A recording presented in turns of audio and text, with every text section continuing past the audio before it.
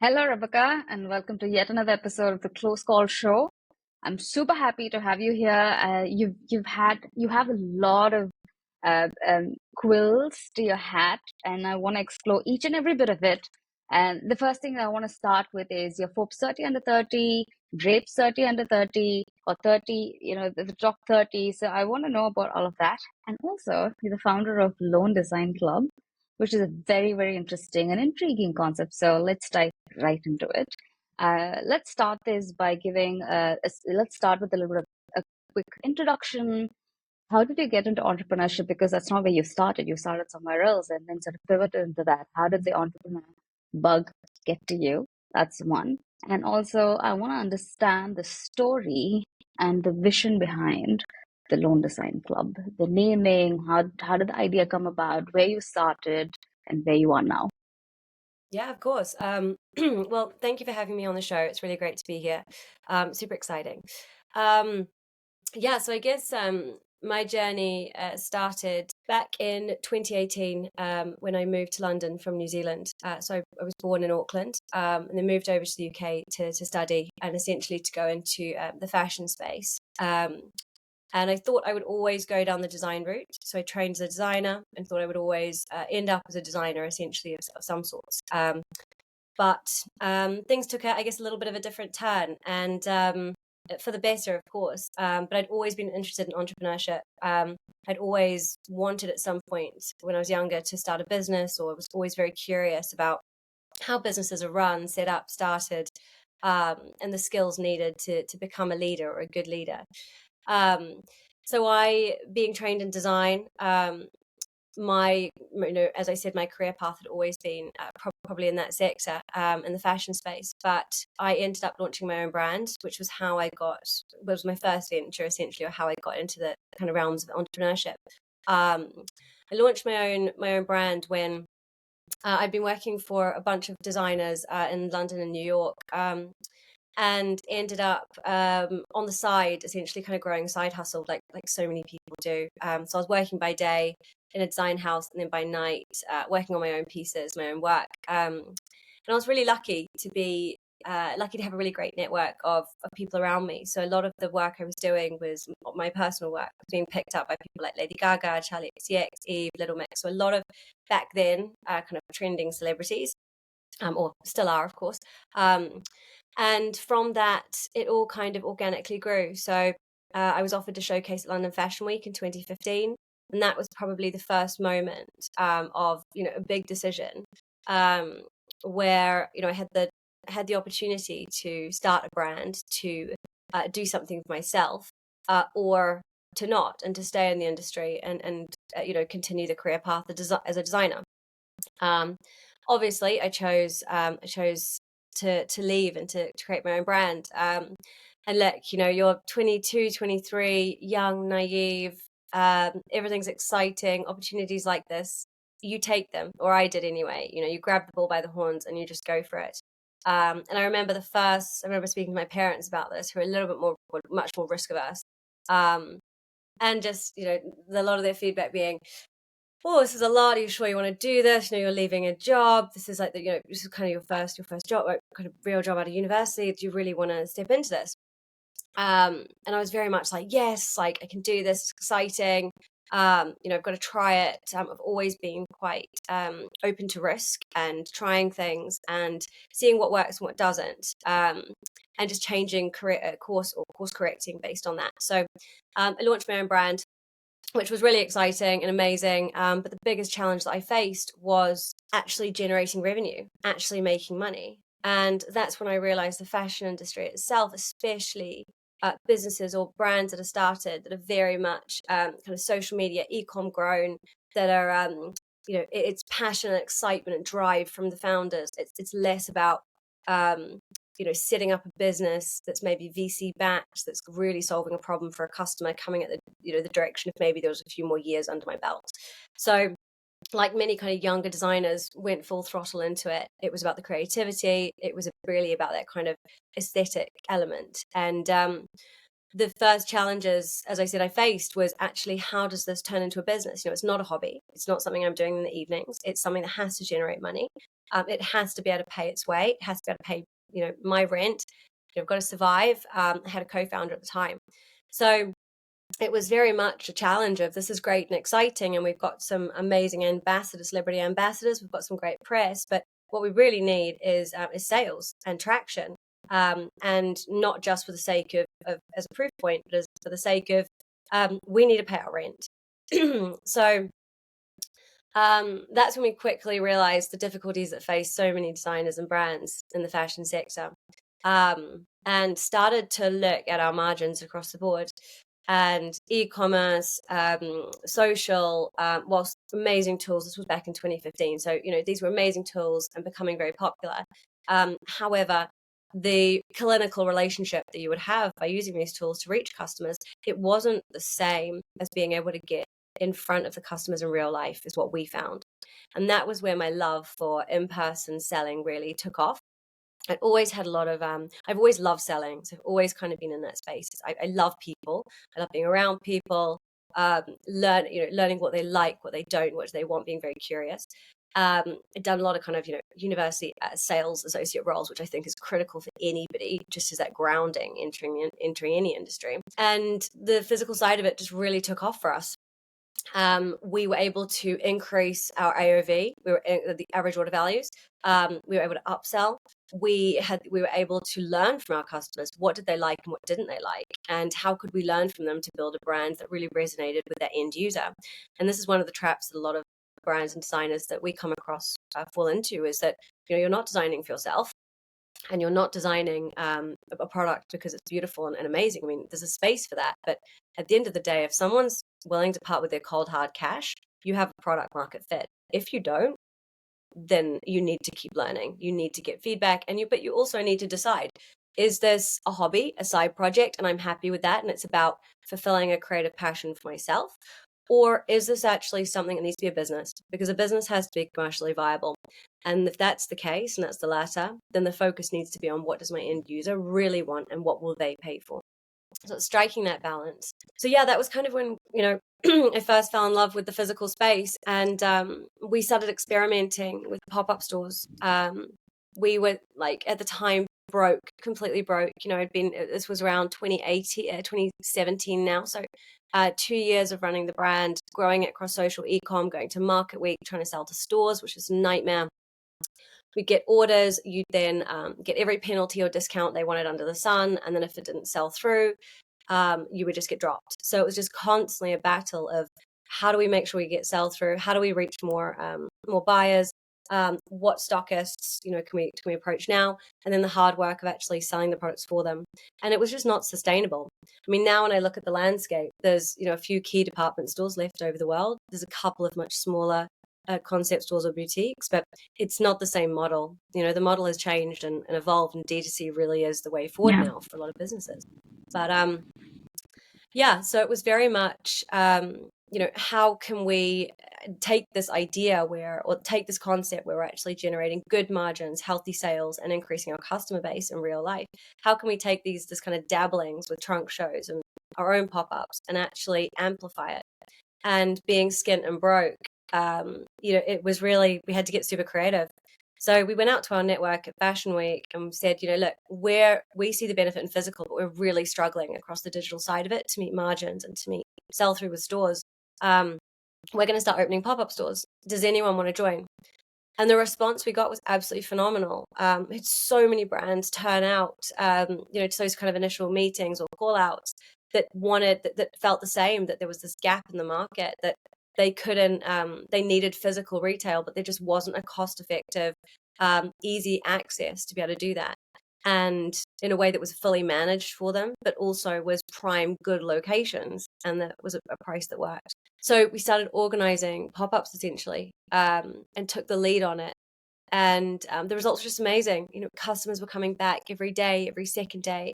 We were popping up all over. And our first pop-up was in Brick Lane in a yogurt shop, frozen yogurt shop. And we somehow managed to convince the owner to let us use the shop for like a week. while he was going to close because it was too expensive for them to run. So we managed to keep them open a little bit. We were able to pay them a little bit just to use the space, and just turned it into a concept store. And I've got customers to this day that came into that first pop-up that have now stayed with us. Not obviously from my brand, because that doesn't exist anymore, but stayed with the community and been through every evolution that Lone Design Club ever has. But yeah, long story short, that first pop-up inspired the idea that retail needed to change. It had to change, but it had a place in everybody's future and every D2C brand's heart, and it needed to. And that was where we started to get serious about it and realized this is a big opportunity. And it wasn't until 2018 that I actually sat down with one of my NEDs, who said, this is actually a business model. You're actually generating profit from it. Yeah, it's small and it's early, but you're doing something that the high street needs, that brands need, and that landlords need. Why don't you give it a go? Okay, I'm gonna pause right there because there Yeah, are a few things that I wanna yeah. pick on and deep dive into before we really get into the Lone Design Club's secret beauty. So the first thing is you spoke about a few things when it comes to entrepreneurship that really worked in your favor. One is Mhm. clearly it's perseverance.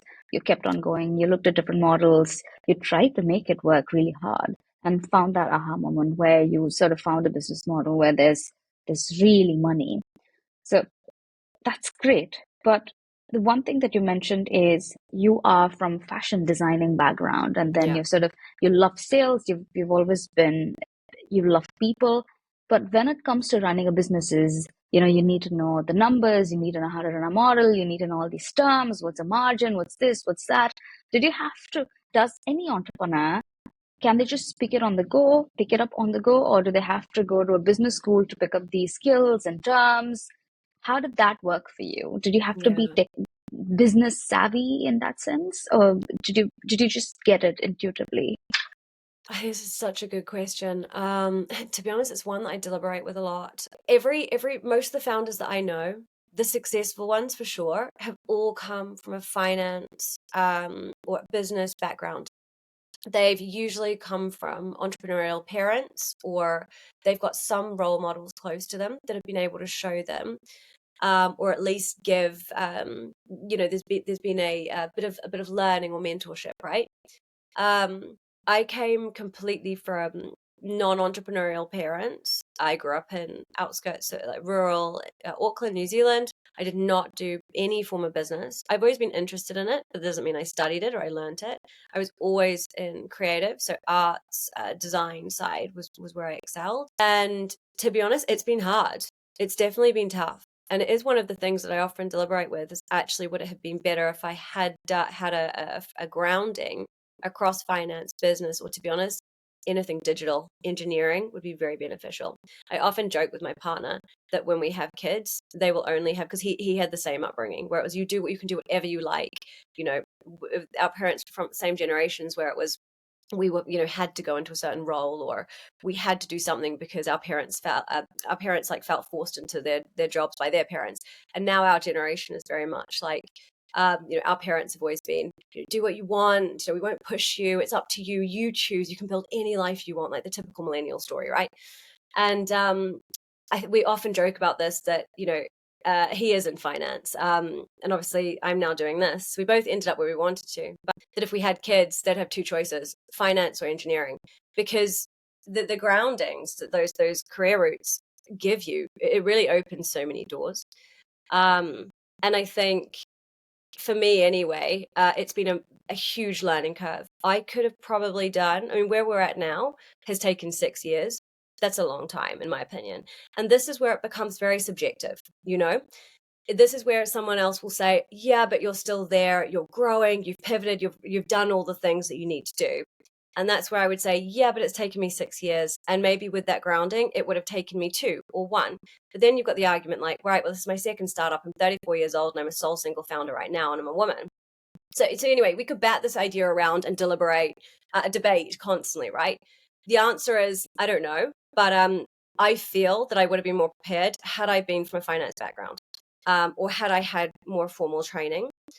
But the grass is always greener, and what everyone else is doing is always better, right? So it's, who knows? But my advice would be, that it is important.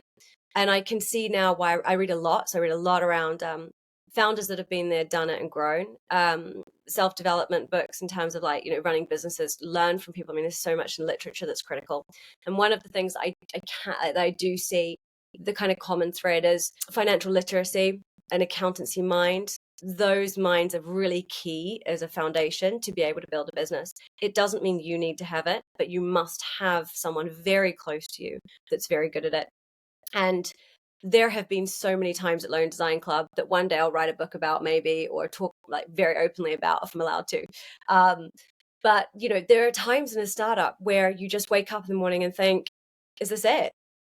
Is it over? And anyone who says that they don't have that is rubbish. Everybody goes through this where you think, have I made a mistake? Can I balance it? Can we get through this?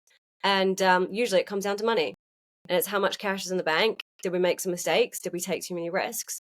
I've definitely been there, and it's the most awful feeling in the world. But there is nothing that builds resilience, which obviously you mentioned is a very important, incredibly key skill set. One that I think if you don't have resilience and grit, don't do it, because it's not for everyone. Super. Very, very accurate. Thank you so much for sharing that with us. One more question. So, what does it mean to be a Forbes 30 under 30? What are your takeaways? How does it help you? Is it just a shiny title on LinkedIn, or does it give access to certain people from whom you can learn from, call upon in the middle of the night? What does it mean? Yeah, it's a good question. I think what it has meant has changed and evolved a little bit over the past years. I'm 34 now, so when I got this, this was like, oh my gosh, like 5 years ago or something. And it was great, and it was an amazing. It was a really amazing form of recognition. It really helped in terms of, it is great for press, great for PR. Being able to say that, it does certainly help. It that credibility that it brings, the kudos is important and valuable. Beyond that, I don't know if now, I don't know. I mean, there's been a lot in the press lately as well around like how many Forbes 30 under 30 entrepreneurs are actually still around or actually done anything, which is a shame. But also, we've gone through a very difficult period of a huge amount of businesses collapsing, changes the world. The world has not seen a stable year since pre-COVID, right? It's just been one thing after the other, and the world has changed. We haven't had a stable period where we can all just kind of settle into the new life. It's still changing, whether it was inflation, housing crisis, the economy shifting, especially the UK, which has just been so up and down. This year is super tough, right? I mean, especially we're in the retail space. The economy in the UK is very cautious. People are very afraid to spend. We're now seeing the same coming out of the US. So it's, we've kind of constantly battled, which I don't think has helped. I think overall it's good to do. I think if you have the opportunity and you get it, definitely go for it. It opens up a community of people like yourselves, like-minded individuals that you can connect with, share your stories, and build together. And that's really important. Finding your tribe, finding people that are in the same space that you can talk to, commiserate with, laugh with, kind of feast or famine together. It's very much a co-founder mentality shared amongst, because you've all been through you've all been through something on the journey, whether it's terror or euphoria. You can't have a startup and not, regardless of how well someone's doing. They've definitely had the lows. And I think that camaraderie is key. In terms of network, kind of mentor and access, I haven't had a huge amount on that side, but that's probably more around me as opposed to the community. It does definitely open up access and create that, and I would definitely encourage anyone to do it, but I wouldn't rely on it. An accolade is an accolade, in my opinion. Awards are lovely, shiny things, but they don't mean you're going to make revenue, and they don't mean you're going to have a great exit. So don't put too much weight. It was, in my opinion, I think sometimes founders can get caught up in the limelight and the excitement and the ego that comes with it, right? Yeah. But it means nothing unless the business is growing. And yeah. Okay. Very quickly, very briefly, why did you name your company the lone design club? What does it mean? Oh, it's a terrible story. Everyone asks me this and thinks that I don't know, that we kind of sat down and we had some amazing workshop, or it was so naturally came together.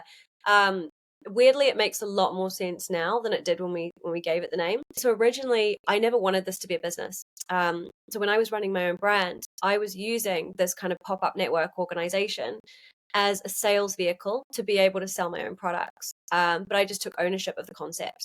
So I never, like, in the beginning, we never had an Instagram account. We didn't have any socials, no website. I didn't ever want it to be a business. I wanted to run my brand. And because of that, we called it something, it was something terrible, like London Designers Collective, or something just very non-scalable, very, common, I guess.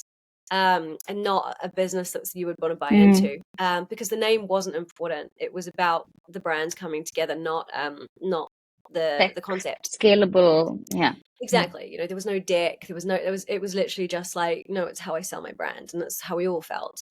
When it did turn into something, the NED that convinced me to start the business, he gave me 2 weeks. He said, right, we're incorporating on this date. You have 2 weeks to figure out the name. You cannot call it London Designers Collective anymore.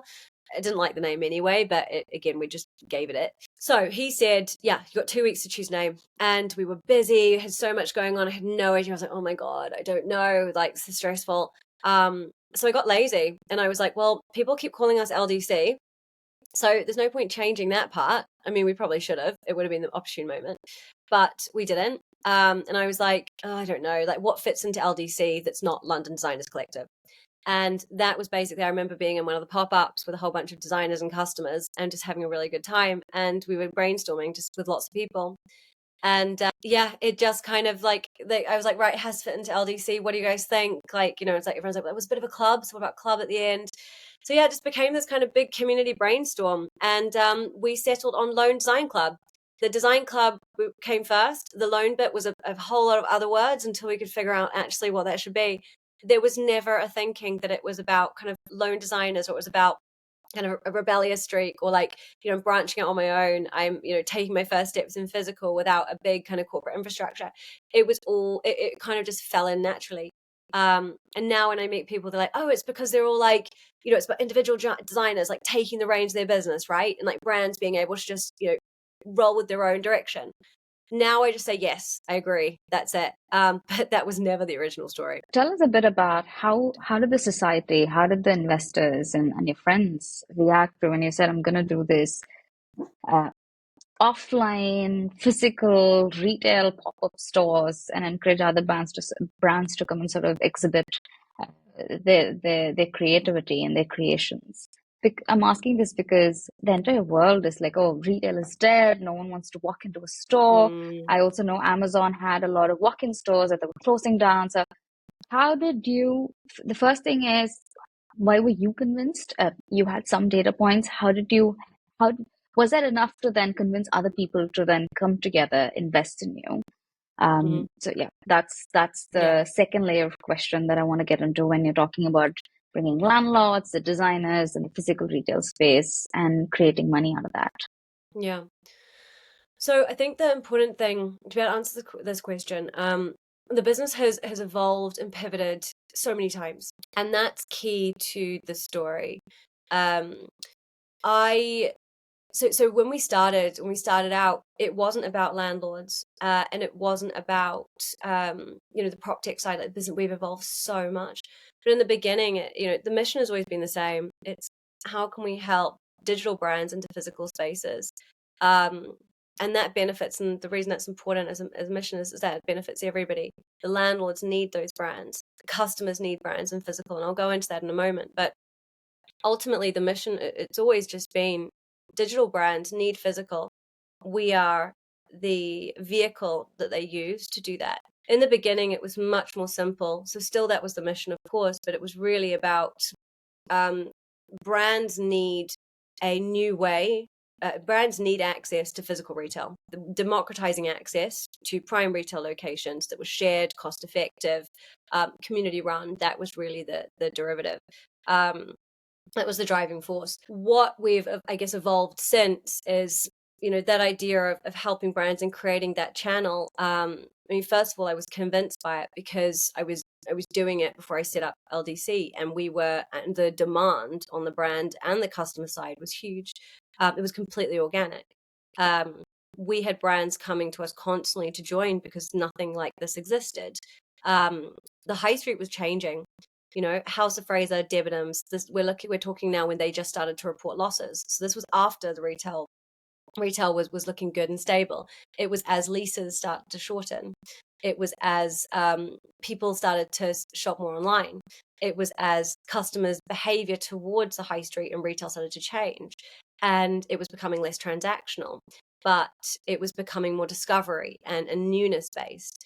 And it was just the beginnings of the shift that we kind of experienced. And it was with that kind of initial wave that the demand we saw on the brand and customer side for something different, something new, something necessary, something experiential, something full of storytelling and community. But that democratized access was doing really, really well, completely organically. And that gave us the confidence that the business was needed and necessary. We've never had an issue with we're going to build something, we think it'll work, and then we'll get it to market and let's see what happens. We've always been a business that have come from the what do our customers want and need, and what is our value proposition to help them do what they need to do better, faster, more efficiently, streamlined, whatever. So we've always come at it from that direction, and that's always been key to kind of my background, but also key to the fact that it's been an organically grown business. As we said in the beginning, I don't have the background of a typical entrepreneur at all. So therefore, all my learnings have been total learnings. It's all been rolling with the punches. The amount of time I spend thinking, I really value headspace time. And I encourage everybody, the time to just sit and think and problem solve and work out actually what is the value proposition here, what's important for my stakeholders. Because if we don't, we get really caught up in what we think is right. And that's where what I've seen is that's where it gets dangerous, and we want to avoid that. But yeah, so really that it was a different business in the beginning, which is, with every business, we have evolved and pivoted so much and adapted and adjusted. When COVID came along, that's when the landlord side of it became very important. So in the beginnings, we would, it was very much about brands only, one channel, brands, and then customers were the end user. So B2B, the landlords were there about getting space. That was it. As COVID came, COVID was a very interesting period for us. A heavily retail focused company. We were a year in. Within that year, we'd managed to open 6 pop-ups also in Italy with our partners, and then pilot in Shanghai. And I don't know how we did it. It was scrappy. That's the one thing about coming from the fashion industry is you are used to late nights. You are used to rolling your sleeves up. There's no such thing as I can't do it. You just make it happen. You get shit done. And I've seen that trait in a lot of other creatives, especially in the fashion sectors. Other sectors, no. Finance, no. It's not the same. So there are benefits to my background. That was one of them, is that I would work really hard, long hours, and I'd make it happen regardless. If it meant me dragging a suitcase across I don't know, through the center of Milan because we had to and we were keeping budgets to a limit or whatever, I would do it. It was just a different mentality and mindset. But it meant we could make things happen. When COVID hit, everything changed. Obviously, everything went online. We were not set up as an online business. So online was a second thought for us. We'd always seen our growth and the potential and the USP that we sold that with brands. It was all about the physical. Because digital brands need a physical outlet. And they did 6 years ago when I started this, and they do even more now because of the way the world is shifting. So in a way, a lot of it was just serendipitous timing. What I was doing, what I needed for my brand was happening to everybody. And I happened to be the one that ended up taking that forward and seeing that opportunity. What happened during COVID when everything closed, it was digital only. There were months where everyone was like, the high street's dead. It's doom and gloom. And I was like, everybody's absolutely naive. It's such a blinkered view to think that. Because what we were seeing was landlords coming to us saying, look, can we pay you to activate a space? Can we pay you to stage windows, to create, we did kind of QR code technology on the windows to create moments for local communities. we were getting approached and finding a new revenue stream was coming to us because of the brand that we'd built and because of the model that we'd been running, which was, you know, helping all these brands into retail. Landlords then wanted to take ownership and wanted us to do that to be able to engage their local communities. So that side of the business started to grow. And then what we learned coming out of COVID was our brand community was at over 2,000 of active users, with, you know, 8 or something thousand mailing lists, and our landlord side of it were approaching us off their own from recommendations for us to take spaces, to curate them, to activate them, because they needed to bring the vibrancy back. But what it all came down to was the data and analytics. So the activation and the execution, fine. But what everybody wanted was the results. And that didn't mean positive results. That just meant they wanted a way to be able to quantify success. You know, was that pop-up for my brand successful? And what are the attributes to tell if it was? And if it wasn't, why? And what were those metrics? So we started looking at things like footfall into a store. How long did our customers spend in the store? Who is the customer going into the store in Shoreditch versus the King's Road versus Covent Garden? How much are they spending? And what are they spending it on? What product categories?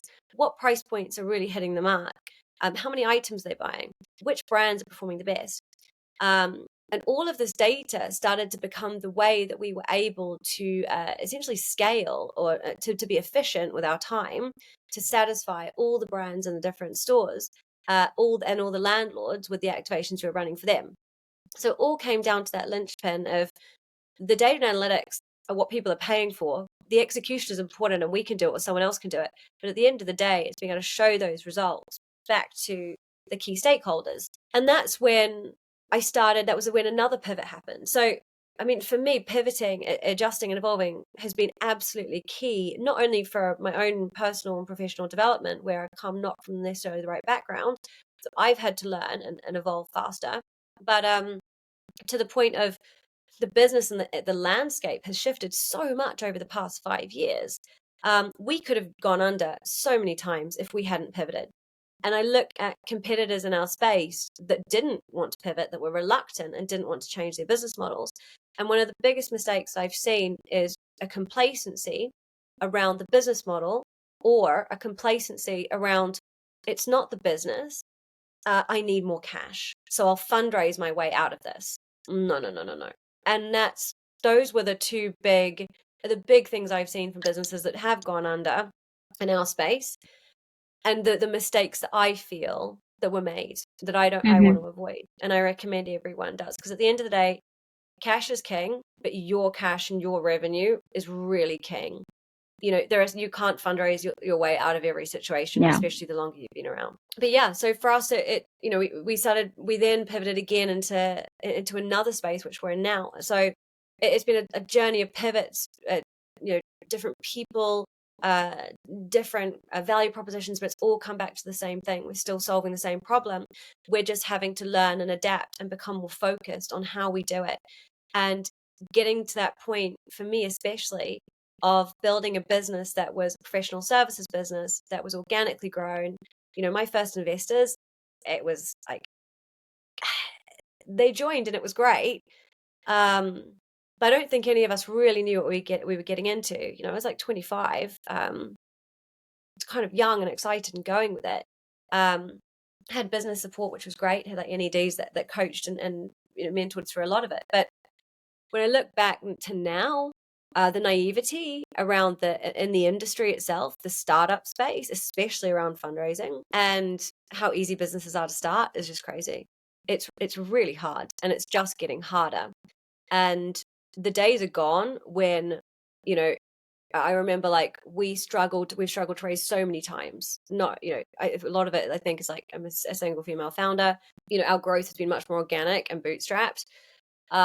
It was a business that like, it wasn't like immediately technology scalable, so many different factors, but we also have raised, but every time we have, it's been about, you know, it has been moving the business to being a very, how do we get it to be scalable? How do we really get it to be that £100 million business? I want to stop there. So when you were pitching and you were fundraising, yes, it's a very, very challenging environment. Actually, it has been for the last since COVID.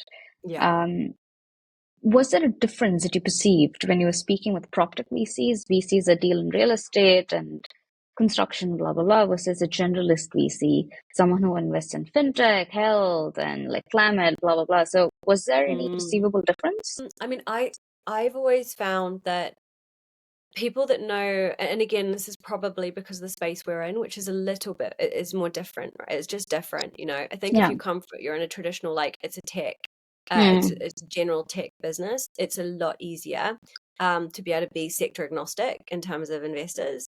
For us, people they needed to know the problem.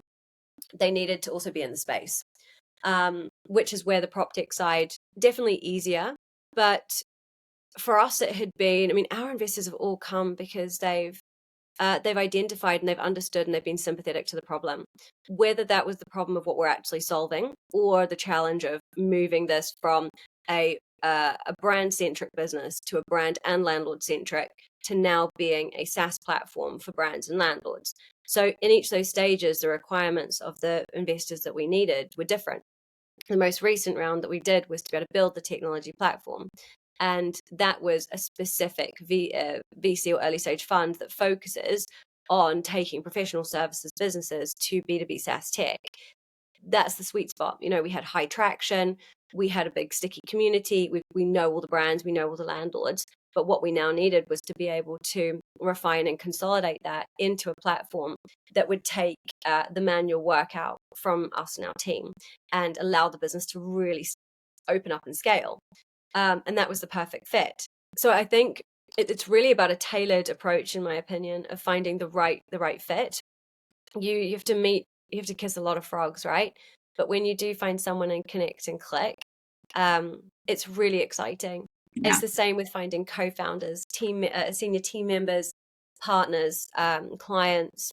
You've got to get to the right person. I can't stress this enough, and this is for all the listeners that's listening, watching, is that whenever you go on fundraising, it's very, very important to know, first of all, what you want, what are you looking for in an investor, and then curate that list. Yes, cast a wide net, but then know what sort of who you really need and what you really need from the investors, because obviously you're going to get a lot of no's. That's the default. But then if you're not even looking at the right fit, right investor, founder, investor business model match, you're never going to get to one yes. So it's very, very important. So I think you're very right in talking about, yeah, you have to kiss a lot of frogs, understand the need of the business at every stage of its growth, and then approach those sort of investors. Okay, let's really get into the meat of the podcast, which is what's been one challenge that's super pivotal, that was super important in your journey, and why is it so important that others have to hear that, and how did you navigate that challenge? um, Yeah. So I think for me, and I've been thinking about this a lot, it's I think it comes down to, and we've kind of, it's been, I guess, the theme of a lot of this talk is it comes down to the moments that I've had to pivot and I've had to decide that next step.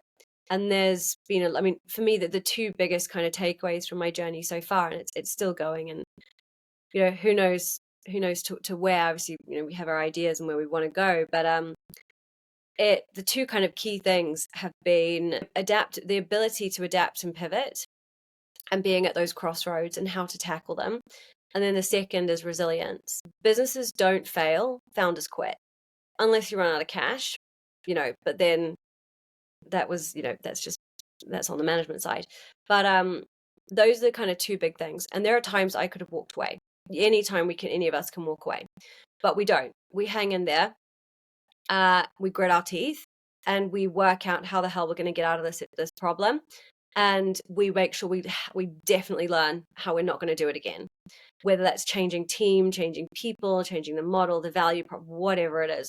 But we make sure we learn from our mistakes and don't repeat them again. But in terms of like the pivot or the big challenge, I mean, the journey that I've been on with this, I mean, we've pivoted and evolved so many times, 3, 4, 5 probably big moments, probably 3 big pivotal moments.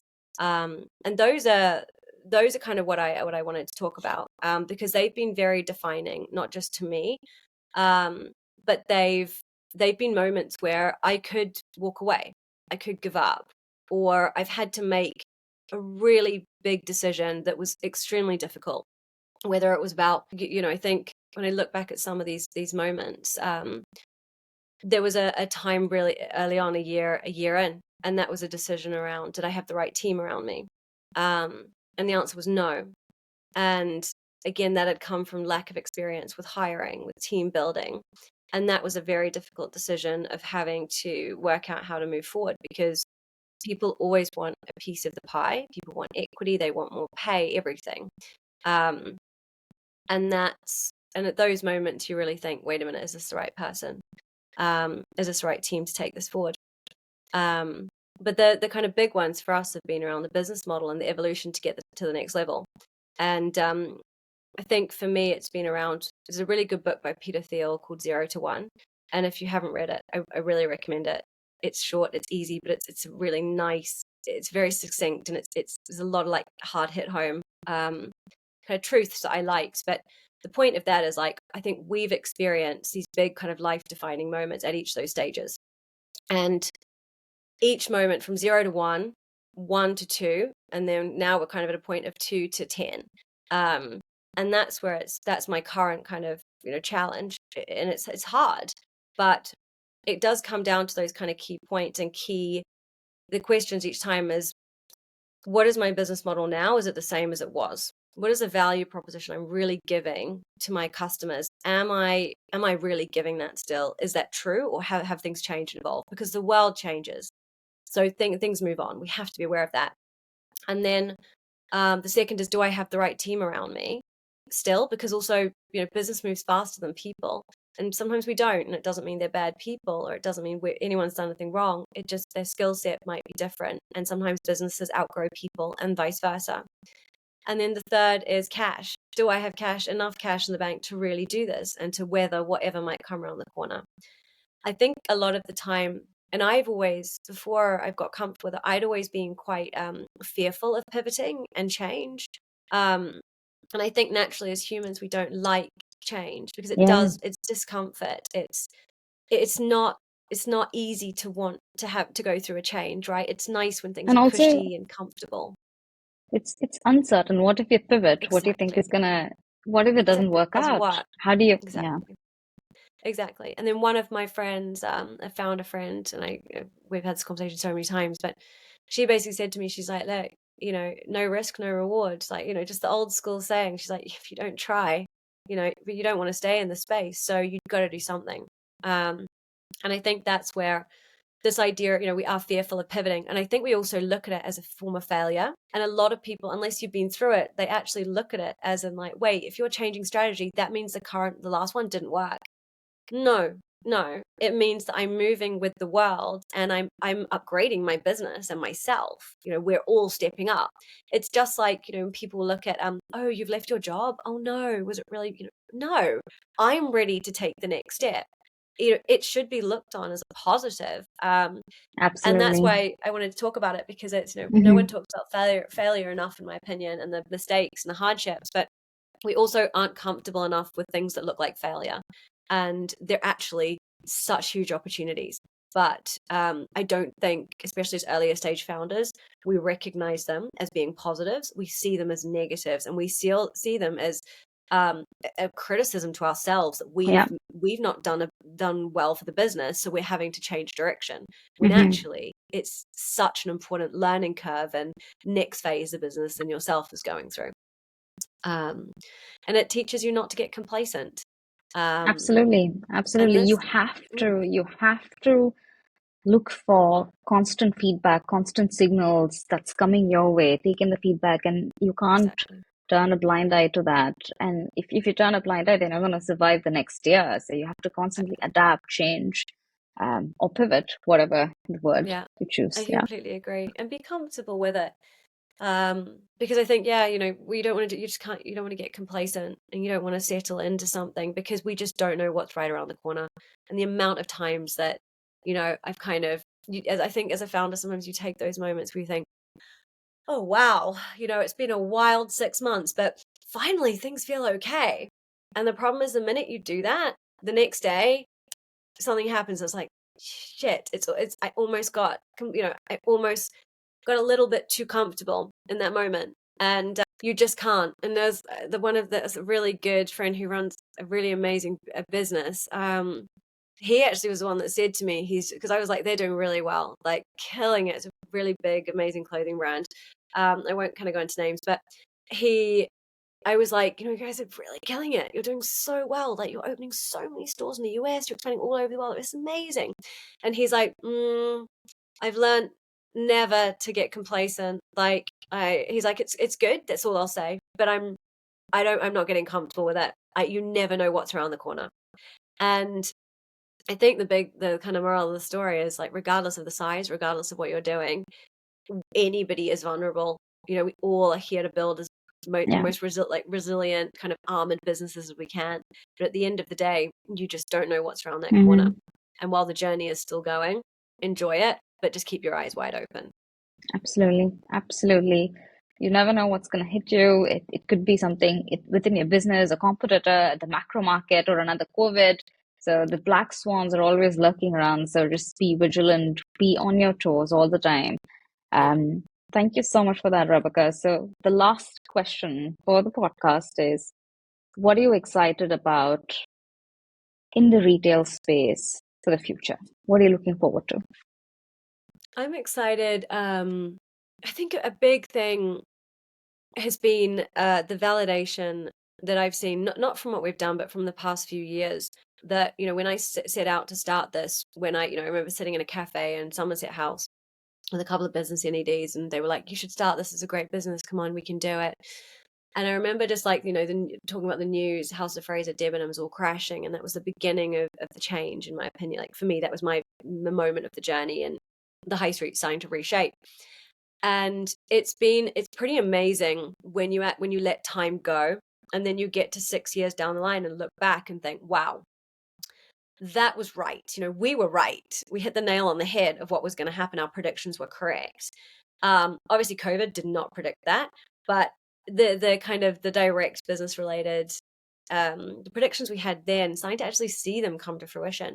And I am excited because not only now are we in a world where everything we pushed for at the beginning, everything we believed in, even when the high street haters were out there saying, just shop online. And we were there going, no, people want in real life as well. Brands and landlords need it.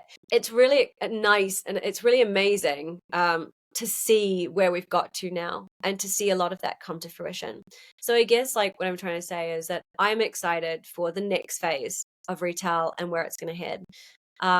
Because not necessarily predictions, but what I see happening over the next few years is more and more businesses are going to have to adapt omni-channel strategies. We're already seeing it now. It's something like Shopify has, like, just under 2 million merchants.